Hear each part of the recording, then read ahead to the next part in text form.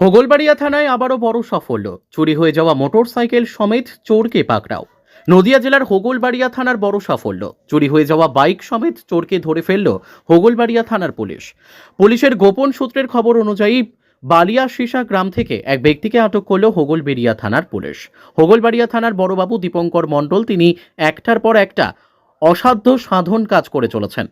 কিছুদিন আগে ৩,৯০০ বোতল ফ্যান্সুডিল উদ্ধার করেছিলেন। তেমন তার কাছে খবর আসে যে মুর্শিদাবাদ জলঙ্গি থেকে একটি মোটরসাইকেল চুরি হয়ে গিয়েছিল। সেই চোর সমেত চোর মোটরসাইকেল উদ্ধার করতে নেমে পড়লেন হোগলবেড়িয়া থানার পুলিশ। অবশেষে পুলিশের পাতা ফাঁদে পা দিলেন চোর।